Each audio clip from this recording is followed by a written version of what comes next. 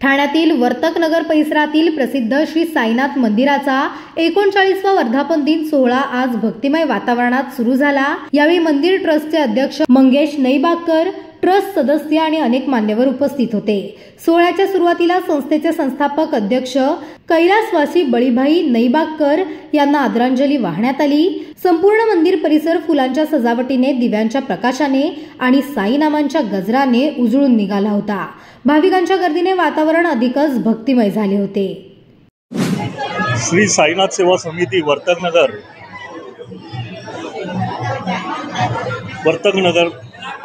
दिनांक 12 नोव्हेंबर ते 14 नोव्हेंबर पर्यंत श्री साईनाथ सेवा समितीचा 39वा वर्धापन दिन आज सुरू झालेला आहे। त्यानिमित्ताने आज सर्व साई भक्तांचे श्री साईनाथ सेवा समिती हार्दिक स्वागत करत आहे।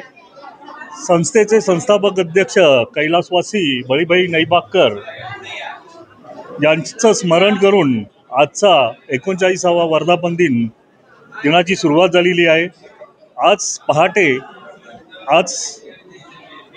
बाबांची महाआरती झाली, त्यानंतर बाबांचे मंगल स्नान झाले।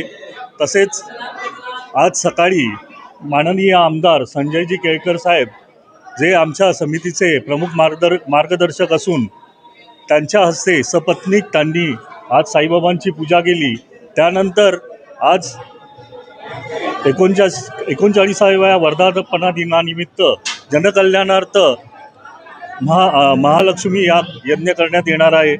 त्याचप्रमाणे आज 39व्या वर्धापन दिनानिमित्त संपूर्ण वर्तकनगरमध्ये विद्युत रोषणाई केलेली आहे। तसेच प्रवेशद्वार बनवलेले आहे। तसेच मंदिराच्या आवारामध्ये राजमहलचे स्वरूप म्हणजे देखावा तयार केलेला आहे। तसेच चलचित्र अशा प्रकारे आज इथे पूर्ण देखाव्याची निर्मिती केलेली आहे। तरी सर्व साई भक्तांना जवळजवळ आज महाराष्ट्रातून आपल्याकडे तसेच नाशिक, मुंबई, पुणे या इतरत्र ठिकाणाहून पण आज साईबाबांच्या दर्शनासाठी लोक आलेली आहेत, भाविक आलेले आहेत। त्या सर्व भाविकांना दर्शनाला आलेल्या सर्व भाविकांना आपण लाडू स्वरूपामध्ये महाप्रसाद देणार आहोत। जवळजवळ हे लाडू आपण 6 टन लाडू बनवलेले आहेत। 6-6.5 लाख लाडू आपण प्रसादासाठी बनवलेले आहेत। तसंच दुपारी 2 वाजता 14 तारखेला साईबाबांची भव्य पालखी मिरवणूक वर्तकनगर परिसरातून निघेल। अशा प्रकारे आपला 3 दिवसाचा कार्यक्रम करण्यात येणार आहे। सर्व भाविकांना मी नम्र आवाहन करीन की या 3 दिवसामध्ये सर्व साई भक्तांनी दर्शनासाठी यावे।